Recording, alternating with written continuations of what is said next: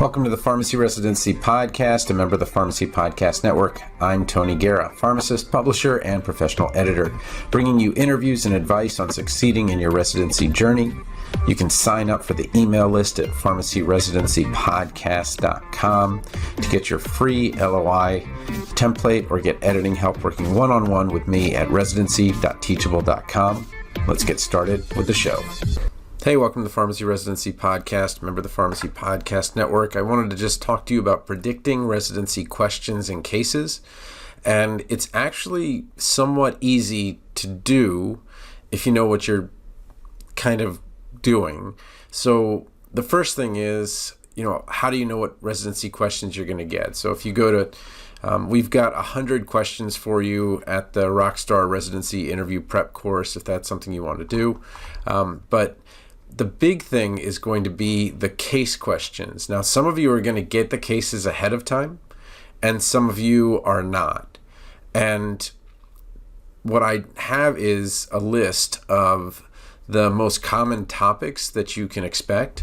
But the one real take-home you want is look at the person who will be interviewing you. So usually they're going to tell you, hey, these are the people that are going to be in your group. If you get somebody that has done PGY2 in cardiology, you better believe you're going to get a cardiology question. Internal medicine? Sure thing. That's going to be internal med. So it's really important to look at who is going to be interviewing you, because when you get somebody that has a particular expertise because of their PGY2, they tend to ask questions within that PGY2 for a couple of reasons. The first reason is that they're really passionate about it, that they went all the way to PGY2 to get it. Second, that's going to be a real area of competence for them. So they're really going to know, on the strata where you really stand if they ask a question. So they could say, have a question that's really more of an, first or second week API student, maybe couple of APIs in cardiology student, or even, resident or PGY2 question. And what they're really trying to get is that where are you in that particular pathophysiologic state? The third thing that you can kind of guarantee is that if you get them talking about their research, that is awesome. So what they did with posters and those types of things. So go look and see, what did they do a poster on? And if you see that they did something on hypertension, well, you better believe that they're going to love hypertension. And if you can kind of take those 3 points to heart, you can really prepare yourself a lot better. And too many students hope for the luck of the draw, which is, oh my gosh, I just had a patient case like that last week. This is great. I'm so glad you're asking me this question. Versus, oh, I've never really seen that, and I think we went over that in class a year and a half ago. So that's not where you want to be. You want to be at the point where you're competent, understand what's going on. And again, the take-home point with answering clinical cases is that you need to be talking about your reasoning. Like, why do you think this is, where would you look everything up? You don't have to get it totally right. You just have to kind of show them that, oh, you can do the job, and look those things up. So here is the document, and it's now, I moved it to residency.teachable.com/courses. Teachable now allows digital downloads, so I'm going to put it in that area. And you just go to episode 534, Predicting Residency Questions and Cases. And so here's kind of the top half of the document, where I alphabetically put all of the links to TLDR Pharmacy. And if you don't know who TLDRpharmacy.com is, you really should, as any pharmacy student should. So much free content. Some of their cases or some of their posts are literally 5,000 to 7,500 words, but they're fun. And that's what's most important, is that, okay, well, you've got a couple of weeks to figure out how to review antibiotics, anticoagulation, CHF, cholesterol. I put the PCSK9 post, statins, diabetes again, diabetes oral, diabetes injectable, hypertension, pneumonia, UTI, warfarin, and then also, they don't have guides for this, but asthma, COPD, and sepsis. if you have an understanding of those kind of dozen topics, you are pretty likely to be able to answer any cases that they throw at you, unless you're going into PGY2 and something special. But again, that's really where you want to go. So let's take a little bit of a deeper dive into maybe just a couple of these, just so you can see what it looks like. So antibiotics, the quick and dirty guide. Antibiotics goes across everything. So you want to kind of have a really good understanding of what that means. And this quick and dirty guide is phenomenal in terms of making sure that you really have a good idea of what's going on. It starts with a little bit of a story about a medical resident talking to a pharmacy resident. And what you want to do is make sure that you are talking in that way. What I mean is, you want to talk about like, oh yeah, when I was on Appy, I was in a conversation with a nurse or a physician, and more likely a resident, that you show that you are working in it professionally. Again, that whole show don't tell with writing, it's the same with interviews.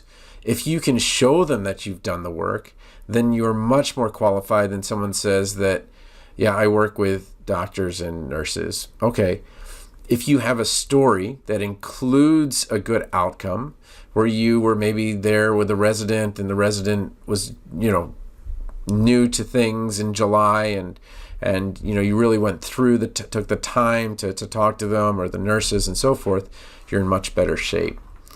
Same thing with anticoagulants.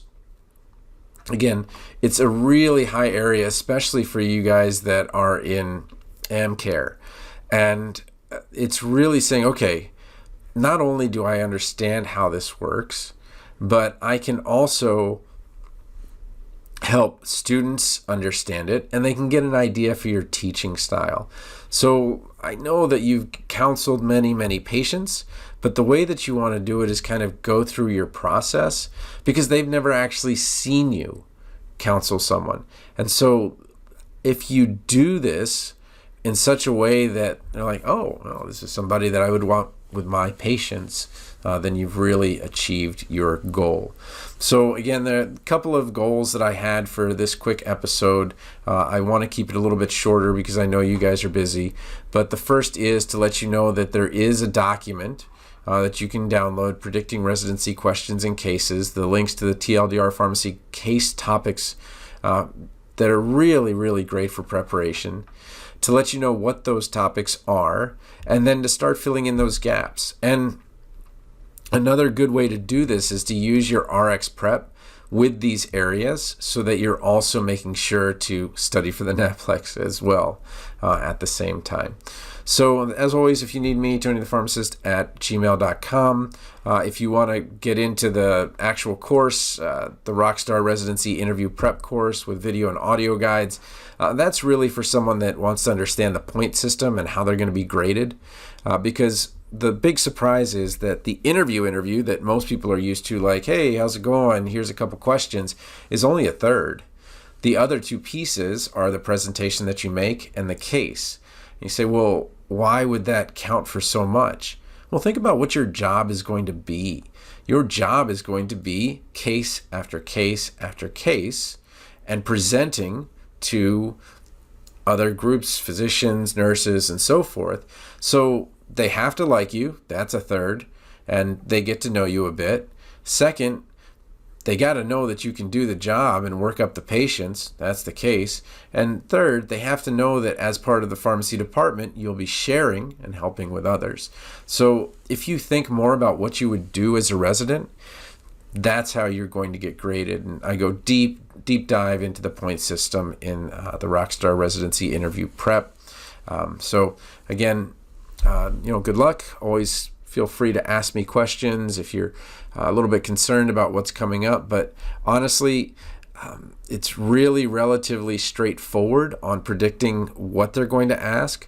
The question is, can you prepare quick enough? And hopefully these TLDR guides, which is too long, didn't read, that really take the time, a lot of time, to make it much more digestible and much quicker to learn these topics.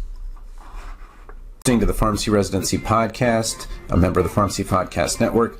You might also like to check out our available residency audiobooks at pharmacyresidencypodcast.com/books, where you can get your first book free if you've never been on Audible before, or work one-on-one with me as a professional editor at residency.teachable.com. Feel free to send an invite to connect with me, Tony PharmD, on LinkedIn, or email me at tonythepharmacist@gmail.com with questions. Music was by Policy.